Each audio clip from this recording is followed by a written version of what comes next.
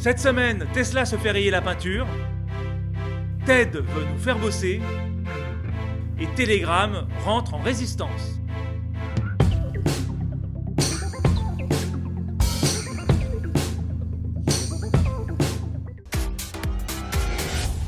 Alors en bref, voire même en très bref, car les histoires les plus courtes sont souvent les meilleures, Facebook a annoncé sur son blog comment ils allaient s'adapter à la mise en place de la RGPD qui va arriver dans un peu plus d'un mois maintenant. Le réseau va demander aux utilisateurs du monde entier, donc pas seulement les utilisateurs européens, quel type de données est-ce qu'ils sont prêts à partager. Ça va donc concerner le type de publicité que vous souhaitez voir. Oui, parce que vous allez de toute façon continuer à voir de la publicité. Quel type d'informations personnelles vous êtes prêt à partager, donc notamment vos croyances religieuses et bien sûr votre orientation politique. Facebook vous demandera aussi si vous acceptez que leur technologie de reconnaissance faciale soit utilisée sur vos photos. Et là, je ne vois pas quel utilisateur de plus de 14 ans va accepter. À voir. Pour ceux qui utilisent Facebook régulièrement, je pense que vous avez déjà dû identifier qu'en réalité, on peut déjà faire ses choix depuis bien longtemps. Ce que Facebook va faire, c'est simplement de la com et faciliter l'accès à ces réglages. En parlant de Facebook, je ne peux pas évidemment m'empêcher de parler de la Russie. Alors, après l'intensification des cyberattaques contre les États-Unis, l'Angleterre et certainement la France, mais étrangement on en parle très peu, après les bombardements en Syrie, après le refus d'Apple et de Google de retirer l'application Telegram de leur boutique d'applications mobiles. Alors Telegram, c'est une application qui permet d'échanger des messages cryptés. Après la tentative de blocage, enfin même le succès de blocage de 15 millions d'adresses IP, donc des adresses qui sont notamment hébergées chez Amazon et chez Google et qui sont utilisées donc par cette application Telegram. Le CEO de Telegram, le russe Pavel Durov, a fait un appel sur Twitter en expliquant qu'il était prêt à investir, à prêter des millions de dollars en Bitcoin à toute personne, entreprise ou personne privée, qui maintenait un VPN ou un proxy pour que l'on puisse continuer à utiliser Telegram en Russie. L'usine Tesla, qui serait l'usine la plus sûre du monde, avec un taux d'accident de 50% de moins que l'usine des concurrents, le serait en réalité parce qu'ils oublieraient de noter certains accidents. Selon d'anciens responsables de la sécurité de Tesla, l'organisation de l'usine est chaotique. D'ailleurs, Musk serait très souvent cité en exemple pour justifier les raccourcis et faire taire les critiques, ou les inquiétudes, ou les deux. Et ce n'est pas cet article de Business Insider qui va nous prouver le contraire. Et là, pour une fois, Tesla a été hyper rapide à répondre. Je cite « De notre point de vue, l'article présenté comme du journalisme d'investigation est en fait une attaque motivée par l'idéologie d'une organisation extrémiste travaillant directement avec des sympathisants des syndicats pour créer une campagne de désinformation calculée contre Tesla. » En d'autres mots, Tesla utilise une technique qui est désormais très connue et qui s'appelle You know, I've been hearing more and more about a thing called fake news. Fake news. I've seen people destroyed, and I think it's very unfair. Ça me rappelle d'ailleurs le fait divers quand Musk avait attaqué en justice l'émission Top Gear qui avait montré un véhicule, c'était un roadster Tesla, qui était tombé en panne lors du tournage de l'émission. Well, Elon Musk, I mean, the first time I reviewed a Tesla, he sued me and lost, and then he appealed and lost that as well. You know, it was a hard-hitting review, but it was a fair one. J'étais la semaine dernière à WeWork. WeWork, c'est le géant mondial du coworking. D'ailleurs, ils sont classés en 8e position parmi les chevaux à une corne, donc les fameuses licornes, grâce à une valorisation de 20 milliards de dollars. Alors si WeWork est une start-up et donc n'est pas simplement un espace de coworking, c'est que depuis leur création à Soho, à New York, il y a maintenant 8 ans, ils ont collecté des données sur la façon dont les gens travaillent, quand ils sont le plus productifs, ce dont ils ont besoin pour se sentir bien et combien d'espace ils ont vraiment besoin. Et a priori, nous avons besoin de beaucoup moins d'espace que l'on pourrait le penser. Ces données, ainsi que le machine learning dont on parle beaucoup en ce moment, leur a permis de développer un algorithme qui les aide à déterminer le nombre de personnes dans les espaces, le nombre de salles de réunion par mètre carré, la répartition des bureaux, bref, qui leur permet d'organiser l'espace avant même le travail des designers. Selon leurs propres estimations, leur algorithme serait de 40% plus précis que les designers. Je dois avouer qu'avec IDEO, WeWork m'impressionne énormément. Parce qu'au-delà de leur algorithme et de leurs espaces de coworking incroyables, ils testent énormément de choses. Ils possèdent l'école de code Flatiron, ils ont lancé une école primaire, ils ont racheté Meetup, ils ont investi dans un coworking uniquement pour les femmes qui s'appelle The Wing. Ils ont même créé WeLive, qui est un espace de coworking dans lequel on remplace les bureaux par des appartements. Ils ont donc commencé à ouvrir leurs espaces de coworking il y a maintenant 1 an et disposent de 5000 places de coworking.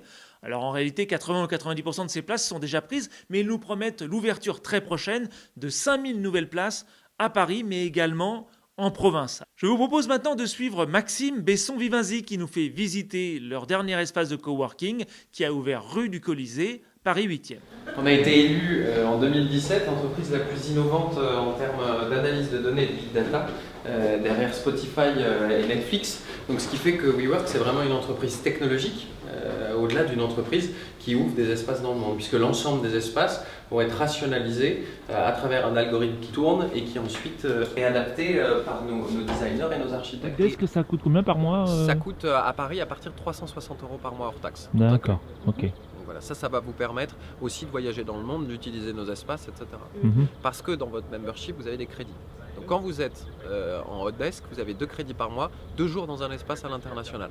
C'est pas l'architecte qui va le lire, c'est l'algorithme qui va tourner parce qu'il est analysé aux États-Unis. On n'analyse pas les données en France, et aux États-Unis, nos lieux il y a des capteurs qui permettent de voir comment ça se passe et comment les gens évoluent. Et automatiquement, ça va faire tourner l'algorithme et définir le plan. Ensuite, on va le redéfinir en fonction des besoins de sécurité incendie, s'il y a un mur, etc. On va le réadapter, mais ça tourne de cette manière parce que c'est pas pour optimiser. Alors déjà, ça va optimiser le nombre de postes qu'on va mettre, mais derrière, c'est pour optimiser la rencontre, comme le disait Audrey. L'événement de la semaine a bien sûr été la conférence annuelle TED qui s'est déroulée à Vancouver et qui pendant une semaine a rassemblé l'élite de la tech, futuristes, économistes, visionnaires, activistes, astrophysiciens, médecins, poètes, sapiosexuels, visionnaires, académiques, expérimentateurs, start-upers, performeurs, changemakers et milliardaires. Désolé si j'oublie quelqu'un. Tout ce petit monde a donc passé une semaine dans le noir à écouter de courtes interventions sur des sujets comme évidemment la place de la tech, enfin, surtout la place de l'être humain face à la tech, la place de la femme, sur le handicap, sur les voitures volantes, sur les démocraties fluides ou sur l'éveil de la non-concordance.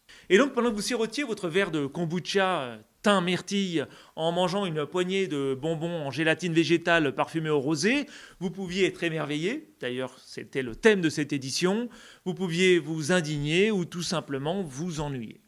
Même si on peut se moquer gentiment de TED, parce qu'il faut reconnaître qu'avec le temps c'est quand même devenu un beau rassemblement de bobos à égalité avec Burning Man, il faut reconnaître que pour tout passionné de la tech, c'est l'événement incontournable et que beaucoup d'entre nous seraient flattés, honorés de participer à un TEDx. Pourtant en France, c'est surprenant parce qu'autant on recherche l'originalité, autant la différence continue à faire peur, à être un petit peu...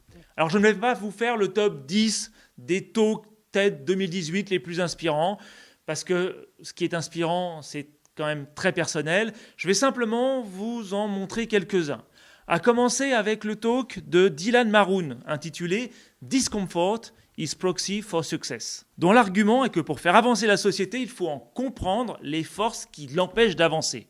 Donc il ne nous emmène pas dans le classique « sortez de votre zone de confort ». Non, non. Lui, il utilise l'expérience notamment de son podcast qui s'intitule « Conversation avec des gens qui me haïssent » et il explique ainsi comment il a développé de l'empathie pour ses harceleurs en reconnaissant l'humanité de ces personnes qui ont développé des schémas de pensée différents du sien. Hi, is this Josh? Yeah, it's Josh. So, back in January, you wrote, "You are the most pathetic human being I have ever seen on the internet in my entire life."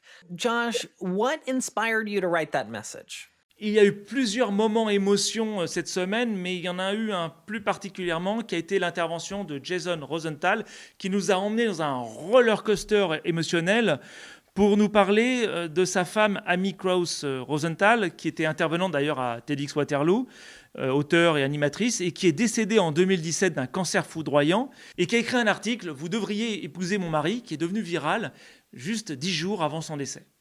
Le moment réflexion de la tech nous a été amené par Jason Lanier, qui se demande pourquoi finalement est-ce que Internet ne pourrait pas être payant. Ce qui permettrait d'éviter que lorsque deux personnes qui souhaitent avoir une conversation utilisent un outil développé par une tierce personne qui n'a que pour but de manipuler les deux personnes pour leur vendre des choses. Celui de la réflexion sur l'avenir nous a été offert par Charles Mann, qui a passé plusieurs années à demander aux spécialistes comment est-ce que nous allions donner à manger aux 10 milliards de terriens qui vivront en 2050. Il s'est aperçu que les réponses qu'on lui donnait rentraient dans deux catégories. D'un côté, les sorciers, de l'autre, les prophètes. Les sorciers, eux, pensent que c'est la technologie qui va nous sortir de cette ornière, grâce notamment à la robotisation et bien sûr à l'aide de plantes génétiquement modifiées qui va nous permettre de nourrir tout le monde. Les prophètes, eux, au contraire, imaginent un monde dans lequel l'être humain et la nature sont en équilibre. Charlemagne conclut que notre avenir en tant qu'espèce va dépendre directement du chemin que l'on va préférer suivre. À mon avis, vu qu'on n'est plus vraiment dans un monde de « ou » aujourd'hui, mais dans un monde de « et », il est évident que l'on va avoir les deux approches en parallèle. Le moment qui fait peur nous a été amené par deux auteurs de Gizmodo, Kashmir Hill et Surya Matou, qui ont mené une étude sur ce qu'entendaient les assistants intelligents comme Alexa ou Google Home. Ils ont montré qu'en récupérant les données qui ont été captées par 18 objets connectés, ils ont pu identifier les heures de coucher, le moment du brossage de dents, bref, toutes les habitudes de vie qui peuvent être donc revendues à des tiers. Le wow moment a été de poser la question, est-ce que ces objets nous rendent vraiment la vie plus facile ou est-ce que simplement ils ne font que faciliter le data mining de grosses sociétés sur nos vies? Boursin Mutlu-Pakdil nous a présenté également la découverte de sa galaxie qui est entourée d'un anneau et qui fait qu'aujourd'hui elle a une galaxie à son nom. Et Simone Giertz qui elle n'a rien découvert mais fabrique des robots qui ne servent à rien. Hey, my name is Simone Yach and I build robots.